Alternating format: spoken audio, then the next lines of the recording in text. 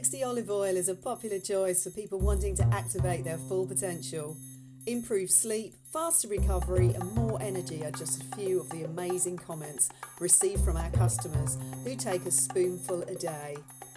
Make C60 oil a part of your daily routine and see what it can do for you.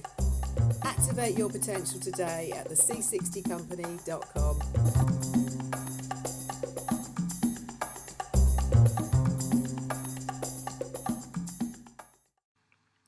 In the light of the latest revelations, which came from a leaked tape of a ABC anchor presenter in the United States, who was talking about the fact that 3 years ago she had the story on Jeffrey Epstein, including the connections to Clinton, to the Zionist lawyer Alan Dershowitz, and to Prince Andrew, and she was describing how the ABC bosses, if you like, killed the story, wouldn't let it go to air, and part of this was through multiple threats of various kind from the British royal family under the heading Buckingham Palace.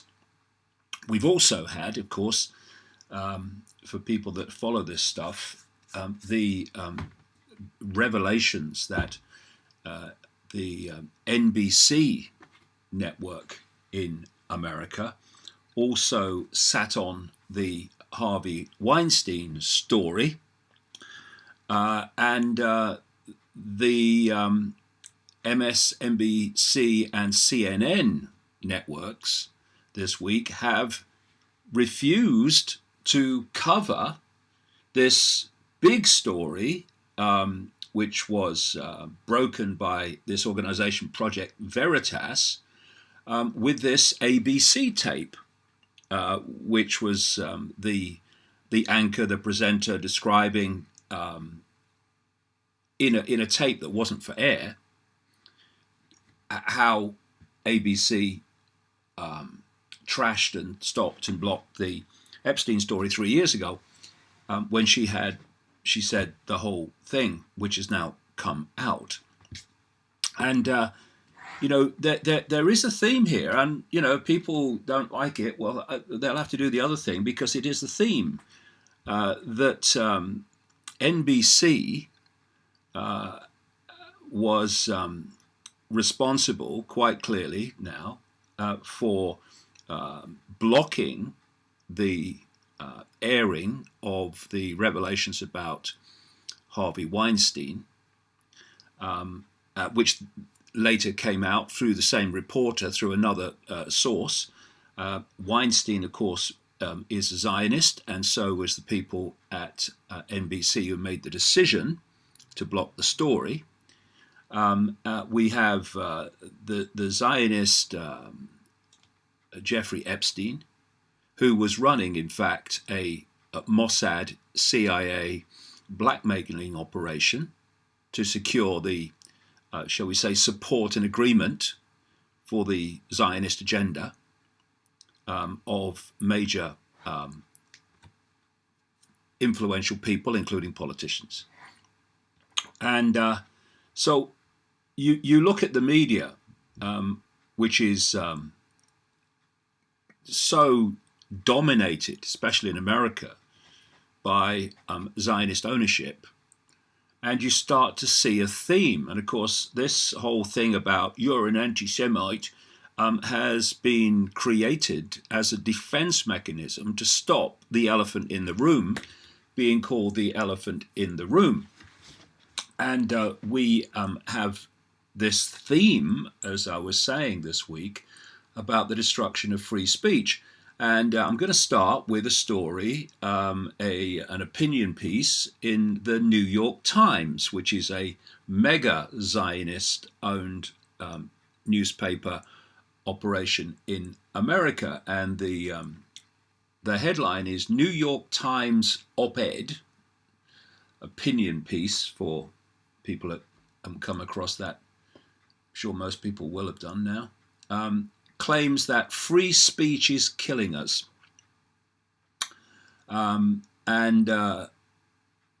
The story goes like this. At the end of each opinion piece, the New York Times makes the following statement. The Times is committed to publishing a diversity of letters to the editor. Essentially, the pretext of this statement is that the New York Times does not censor or reject opinion simply because it's not aligned with the opinions of the editorial staff, brackets, aligned with the opinions of the Israeli hierarchy, and will print what does and does not resonate with the newspaper's editors in equal measure. In other words, the New York Times purports to be strong advocates and facilitators of free speech and dissenting views, which of course is the last thing it is. The irony, the story says, is not lost on any of us that the New York Times opted to publish an opinion advocating for the restriction of free speech online. Unlike the New York Times, which has control over exactly what gets published under their moniker, the internet as a whole was not designed with such limits in place, and therefore quickly became the real place where people were free to publish their views uncensored. Well, this was the fishing line going out, where you give people freedom of speech to get them hooked on the internet, and then you start, because the internet has much bigger implications for human control, as I talk about in the books. And then once you've got people hooked on the internet, then you start censoring what you don't want people to circulate, and leave only the information in the end that you want people to believe. Anyway, the story goes on. And this, according to the published opinion of a staff writer for the New Yorker named Andrew Marantz, has become a dangerous problem. Now, the theme continues because Andrew Marantz is a Zionist. And there seems to be this connection between supporters of Zionism and the desire to destroy freedom of speech. Not just in America either. In his article entitled "Free Speech is Killing Us," I mean, what? Noxious language online is causing real-world violence. What can we do about it? Well, I tell you what, Mr. Marantz, why don't we censor everything that you don't want people to hear? And then only what you believe will be circulating. That's the story, isn't it, mate? He goes on to presume that everyone agrees. Sticks and stones and assault rifles could hurt us, but the internet was surely only a force for progress. No one believes that anymore. It's actually a vehicle for mass control, but you won't mention that, mate, will it? Marantz apparently thinks that no one believes we can allow people to speak freely and without limits on the internet anymore. That's funny. I still do, says the writer, and so do I. And so do many of the people I speak to, he says. But let's not let that get in the way of a good, crafted narrative. The writer says, I endeavored to see what kind of proof Marantz provided to justify his notion that online speech actually caused real-world violence. All I could find, he says, was a continuation of his point that no one believes it causes violence anymore. And he says, no one believes that anymore. This is a quote from Marantz. Not after the social media fueled campaigns of Narendra Modi and Rodrigo Duterte and Donald Trump. Not after the murder of Heather Heyer in Charlottesville. Not after the massacres in a synagogue in Pittsburgh, 2 mosques in Christchurch, New Zealand, and a Walmart in a majority Hispanic part of El Paso. The Christchurch gunman, like so many of his ilk, had spent years on social media trying to advance the cause of white power, but these posts he eventually decided were not enough.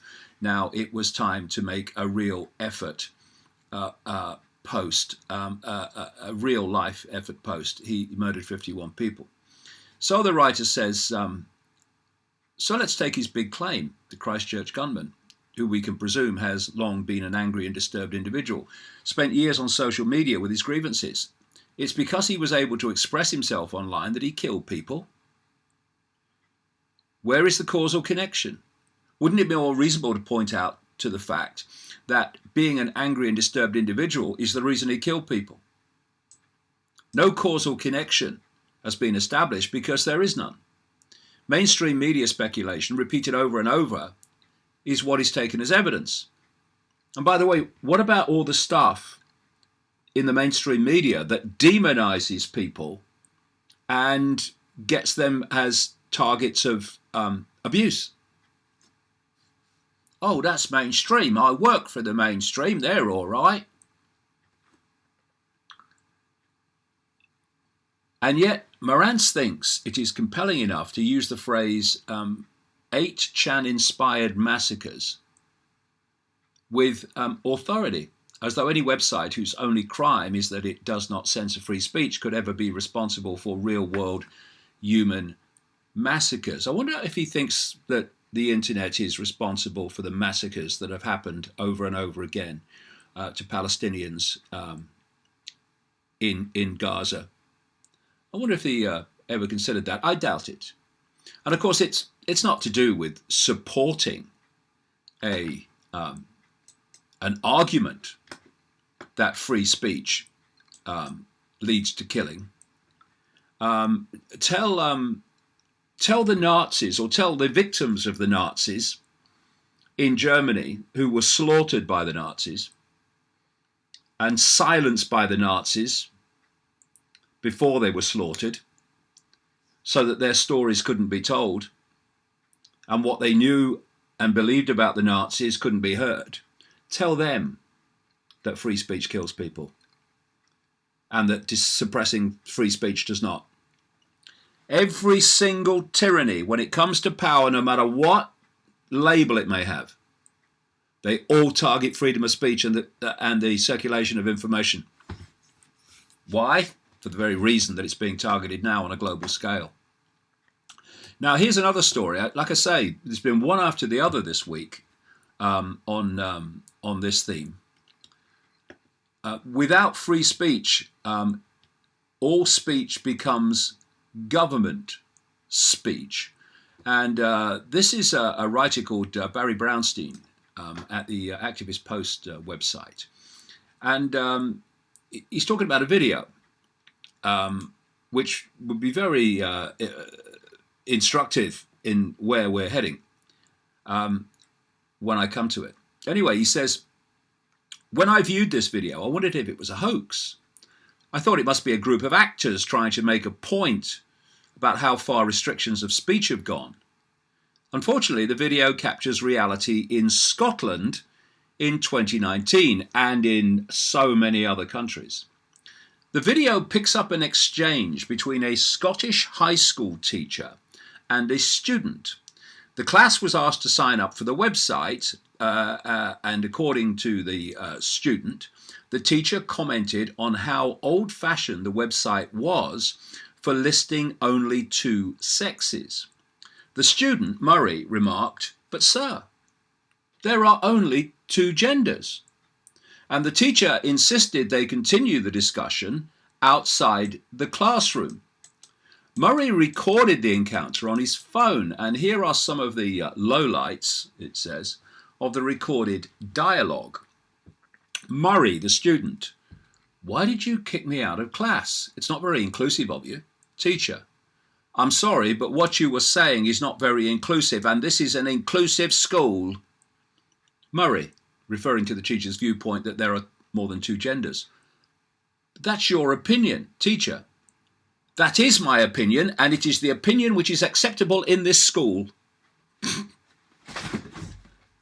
Teacher: "Will you please keep that opinion," referring to Murray's view that there are 2 genders, "to your own house, not in this room."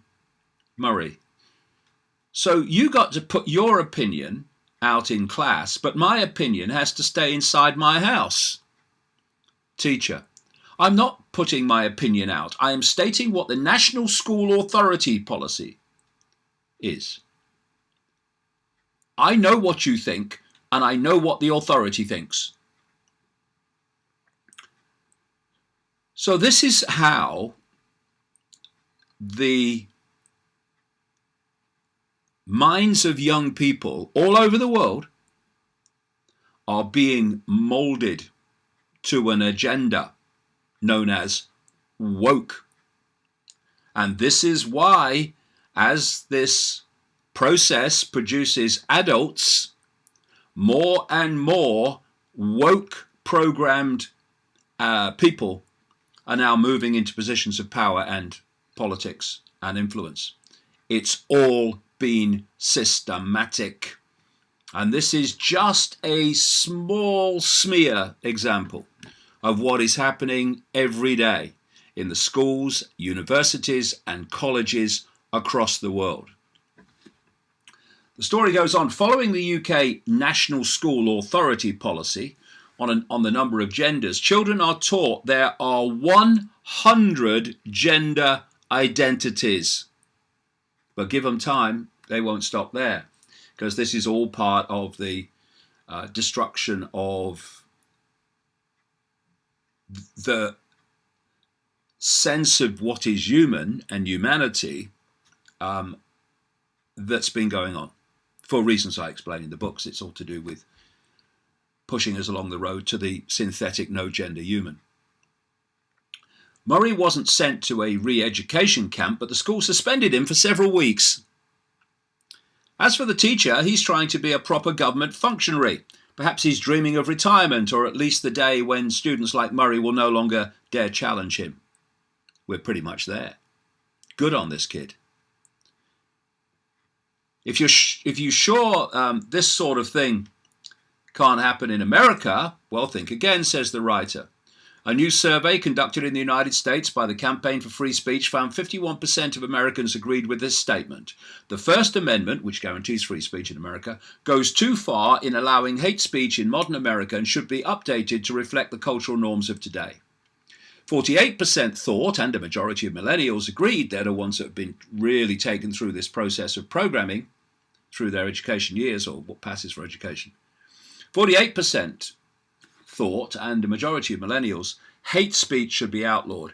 An astonishing 54% of millennials thought jail time should be the consequence penalty for hate speech. Hate speech was not defined in the survey because it's constantly being expanded in its definition to destroy more and more freedom of speech. So this is where it's going.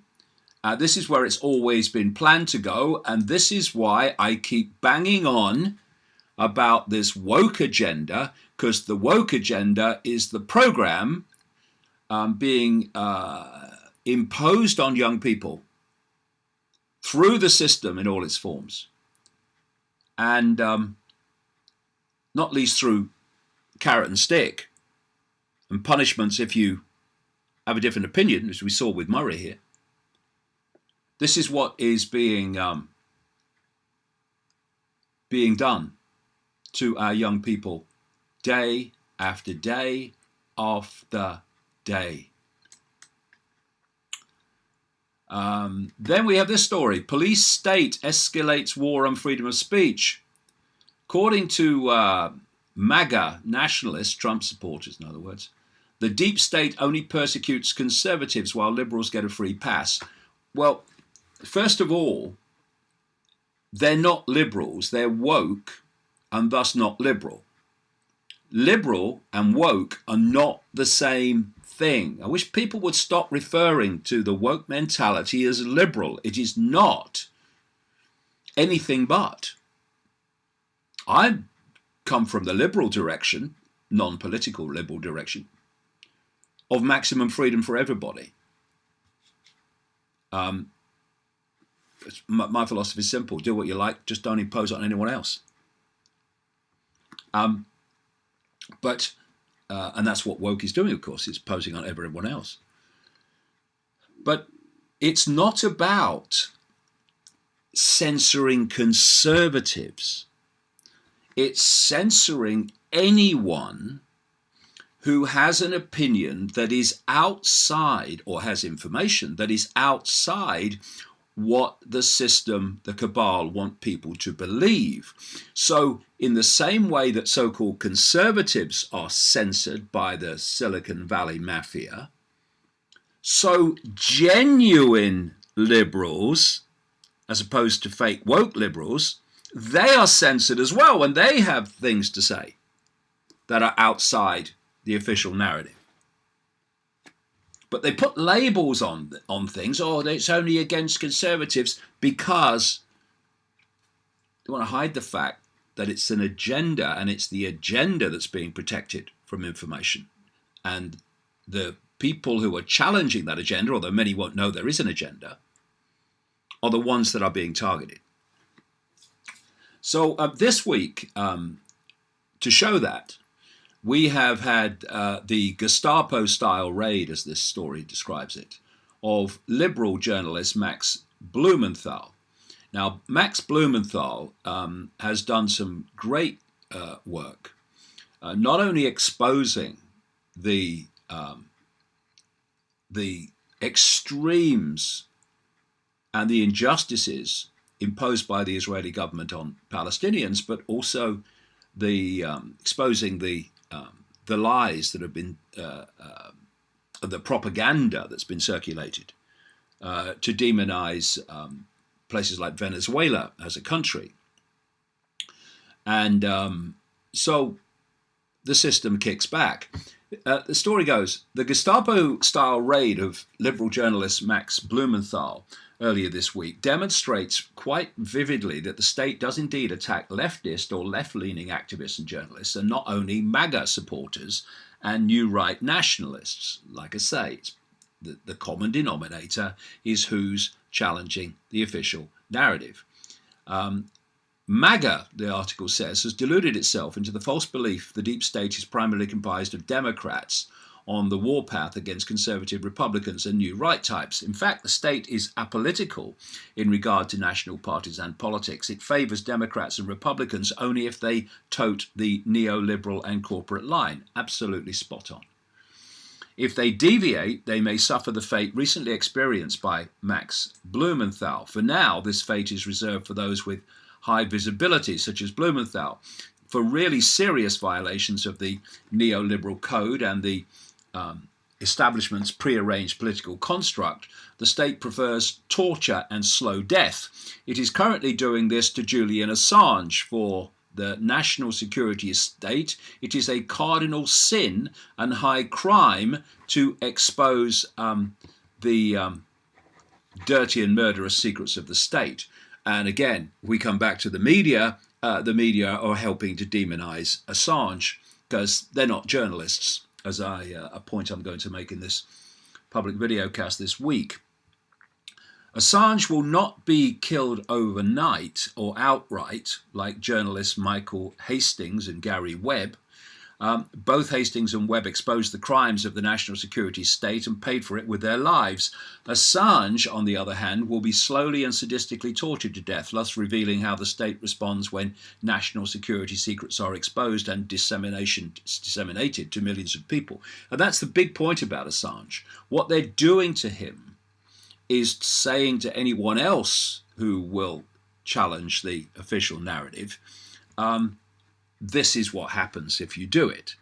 Well, I've got a finger in the air as I speak to the state. If they think that that's going to affect people like me, it's not. It's just going to make us more determined to do what the state does not want to happen. As should be expected, the story says, zero corporate media propaganda conduits have thus far reported on the Blumenthal raid, which is supposedly connected to his behavior at the Venezuelan embassy in Washington. At least one establishment-connected organization that claims to protect journalists from government persecution has refused to defend Blumenthal. Quote, "We are aware of Blumenthal's arrest, and based on the information available, it does not meet the threshold for categorization on our site because he was not in the course of reporting when it happened." This, of course, is a technicality. Blumenthal is a journalist. He was reporting on the effort by Juan Guaido's thugs. This is the person that American government is trying to impose upon the Venezuelan people without any elections. On the effort by Juan Guaido's thugs to starve out and intimidate activists defending the Venezuelan embassy with the permission of the elected Venezuelan government, although at the time of the purported incident he wasn't writing or reporting. So this is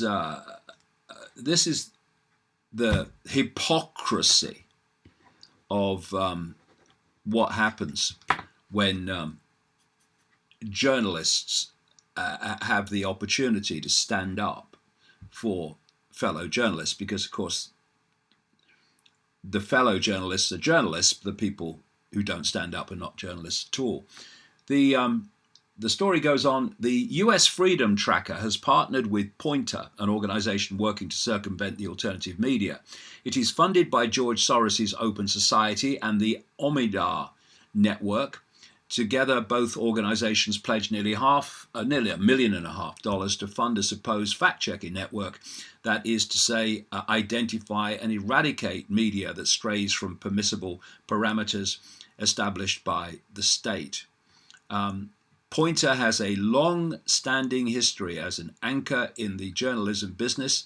Its board of directors include execs from the New York Times, ESPN, Harvard, Vox, CBS, ABC, and the Washington Post, all of which are owned by the cabal. Pointer is currently working with Facebook and Google for its fact-checking programs. So what we are looking at is people that challenge the agenda, no matter what their political background or views, being targeted for censorship, and the journalists in the mainstream refusing to stand up for fellow real journalists when they face the wrath and the reaction of the state. And of course, you would expect Palestine opinion to be censored. Here's another story this week. Like I say, they've just been one after the other, like machine gun fire this week. Twitter censors news from excuse me, from Palestine. Twitter has provided no explanation for why it shut down the accounts of the Quds News Network, a major Palestinian news service, over the weekend. This alarming act of censorship is another indication of the complicity of major social media firms in Israel's efforts, see the common theme again, to suppress news and information about its abuses of Palestinian rights. QNN said on Monday that its 4 main accounts were suspended without warning or explanation early on Saturday. QNN said it has pursued efforts to appeal the suspensions, though Twitter's website, but received no response. Twitter typically notifies users of alleged violations of its terms of service and provides them an opportunity to remove violating content or to appeal a decision. The Electric Intifada also wrote to Twitter's press team on Saturday seeking comment on the company's actions against QNN, but has received no response. QNN said it rejects responding to Israeli pressure, fighting Palestinian content under the pretext of fighting violence and terrorism. Such practices are complete bias towards the Israeli occupation against the Palestinian people. But then you think, well, who owns Silicon Valley?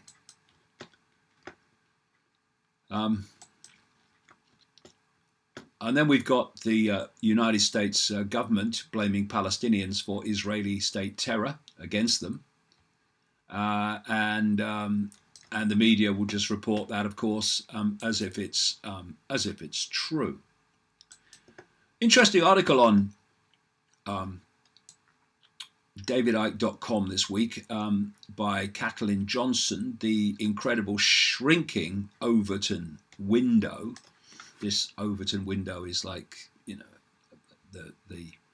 the area, in effect, the area of acceptable thought and opinion. The article starts with a quote from Noam Chomsky. The smart way to keep people passive and obedient is to strictly limit the spectrum of acceptable opinion, but to allow very lively debate within that spectrum, even encourage the more critical and dissident views. That gives people the sense that there's free thinking going on, while all the time the presuppositions of the system are being reinforced by the limits put on the range of debate.